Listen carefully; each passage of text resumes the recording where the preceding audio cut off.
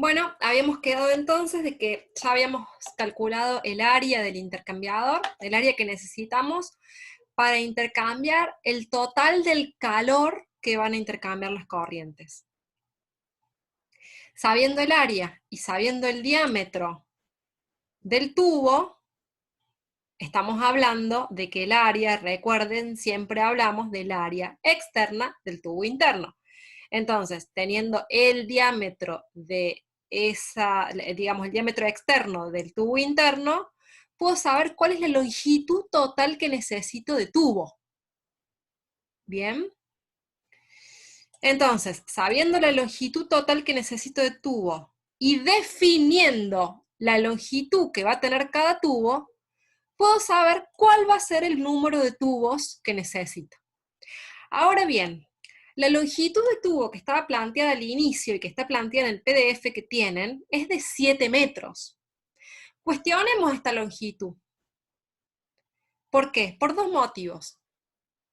El primero de ellos, porque yo les había comentado que se diseña hasta 6 metros, porque más de 6 metros corremos el riesgo del pandeo del tubo interno, que hace que se deforme el ánulo, el área que hay en el ánulo, y hasta que se pueda pinchar el tubo. Entonces, y por otro lado, si ponemos una longitud de 7 metros y el espacio que tenemos disponible es de 7 metros, ¿cómo vamos a hacer para poder manipular ese intercambiador? Si necesitamos sacar un conector, poner un conector para limpiar, para cambiarlo, para lo que fuese, ¿sí? Entonces, poner exactamente la misma longitud sería inapropiado, ¿sí? Entonces, longitud de 7 metros, en ese caso yo no la pondría, pondría una longitud de 6 metros, por ejemplo, en el tubo.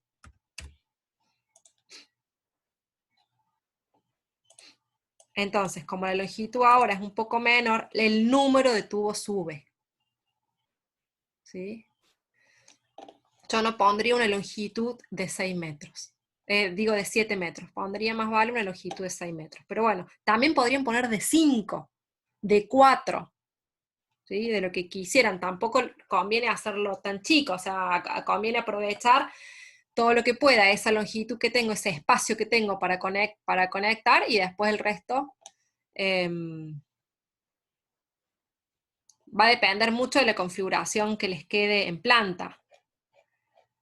Pero aprovecho toda esa longitud, pero no me paso. No digamos, la idea del concepto de ponerles que tiene una longitud disponible de 7 metros para que ustedes se den cuenta de que es mucho poner una longitud de 7 metros para el tubo, por ese doble motivo. En principio, porque se me va a pandear, corro el riesgo de pandear el tubo interno, y además porque estaría muy limitado en poder después manipular ese intercambiador. Me achico un poco, cumplo con la condición de que sea hasta 6 metros, y encima me queda lugar para poder manipular el intercambiador. ¿Sí? Esa es, digamos, la consigna. Eso apunta a haberles puesto cuál es la longitud disponible. Entonces, lo seteo yo también. Alguien me preguntaba cómo elijo la longitud del tubo. La elijo yo. Y lo que me termina dando este cálculo es cuántos tubos voy a tener. ¿Voy a tener 4,5? No, o voy a tener 4 o voy a tener 5, ¿no? Eso está claro. En este caso tendré 5 seguramente, y va a cambiar un poquito el delta P. Puedo incluso iterar, como en todo, ¿no? Puedo iterar. Lo que pasa es que acá la diferencia, en este tipo de intercambiadores, la diferencia entre el tubo real, el área real a instalar en la planta, y el área de diseño, casi no hay variación, porque uno puede elegir un diseño, o uno puede elegir lo que va a instalar muy cerca al cálculo. Ya lo vamos a ver que en intercambiadores de carcasa y tubo, luego hacemos una comparación entre el área real que vamos a instalar en planta y el área que salió por diseño. Acá la verdad es que si hacemos esa comparación, está muy cercano lo que voy a poder instalar en planta versus lo que me da el diseño, ¿sí? Pero también si quisiera podría hacer tranquilamente esa comparación. Ya no lo van a terminar de entender ese concepto cuando veamos carcasa y tubo. De nuevo, acá tengo, bueno, digamos, acá lo que me falta calcular es entonces la pérdida de carga. Dijimos, ya tengo un área. Esa área me define ¿Qué voy a instalar en planta? Ahora, ¿es factible que lo instale y que no haya una pérdida de caudal en el proceso? ¿Me da la pérdida de carga? Teníamos en el enunciado pérdidas de carga admisibles. Entonces, de nuevo, voy a tener diferenciado para determinados Reynolds qué ecuación del factor de fricción utilizar, y utilizando las ecuaciones correspondientes calculo el delta P. En este caso tengo una ecuación para el delta P por tubos, que es una sola ecuación porque por tubos se tiene en cuenta la longitud total del recorrido de... tengo en cuenta L1, es la longitud total del tubo. ¿Sí? Como si no tuviese en cuenta los cambios de dirección. Asumo que todo el recorrido es por un tubo y la pérdida de carga es proporcional a eso. En cambio, por el caso del ánulo, la diferencia en las ecuaciones es que sí se tiene en cuenta, además de la caída de presión en el largo de los tubos, se tiene en cuenta un adicional de caída de presión por el cambio de dirección, porque el cambio de dirección por ánulo es más brusco que el cambio de dirección por el tubo interno, ¿sí? Entonces, en este caso sí se tiene en cuenta un delta P adicional por el cambio de dirección brusco. Y lo que vemos es que para el tubo interno, el delta P me da 0,14, en este caso por el tubo interno circula el agua, tenía una restricción o una presión admisible de 0,3, con lo cual en este caso funcionaría bien. Y para el caso del ánulo tenía una restricción de pérdida de carga de 0,4.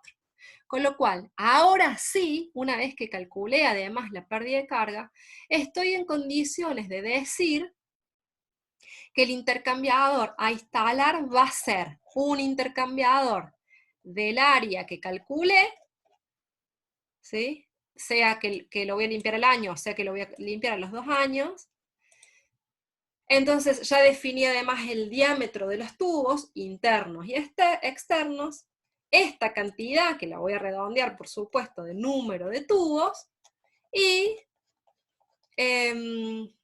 sé que la caída de presión está por debajo de la caída de presión admisible. Con lo cual recién ahora estoy en condiciones de definir el intercambiador. ¿Sí? Las dos cosas son necesarias, el área y la pérdida de carga. Y por supuesto que en este caso, si yo chequeé el área y de alguna manera la pérdida de carga no me da bien, debería cambiar. ¿Qué debería cambiar? Piénsenlo. Si la caída de presión me da muy alta, es decir, que me da mayor que la caída de presión admisible, ¿a qué puedo recurrir? ¿Cuál es el parámetro que me define si aumenta o disminuye la caída de presión? Habíamos ido a una velocidad de diseño de 1,5. Bueno, todavía tengo margen para reducir esa velocidad, ¿sí? Me iría a un Reynolds más bajo, la pérdida de carga va a aumentar, me iría a un Reynolds más bajo, la pérdida de carga va a disminuir, la transferencia de calor también va a disminuir, es decir, el coeficiente va a disminuir, seguramente voy a necesitar un poquito más de área, pero voy a poder poner en caja la caída de presión, ¿sí? ¿Se entiende? Entonces, recuerden que caída de presión y transferencia de calor son opuestos, o sea, uno va en detrimento del otro, pero que ambos tienen que cumplirse para que un diseño esté bien, para que un diseño sea aceptable, ¿sí? Bien, yo creo que con esto algunas dudas que me habían dejado deberían quedar saldadas. Me mandaron algunas dudas por mail, pero bueno, me preguntaban cosas que entiendo que ya las expliqué en este video. Si no es así, me las repiten, o si no quedó claro, me las repiten.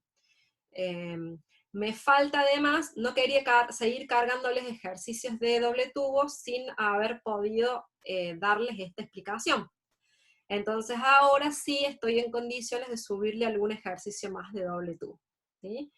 La idea, si les subo algún ejercicio más, es que ustedes hagan lo repitan, lo hagan ustedes en la computadora, entiendan cómo es el cálculo y recién ahí intenten hacer algún ejercicio adicional, ¿sí? Después de esto, o sea, les termino de cargar algún ejercicio adicional de doble tubo, este video, y lo siguiente es, voy a arrancar ya con el teórico de carcasa y tubo, y después con algún práctico. Así que por ahora, en este video terminamos.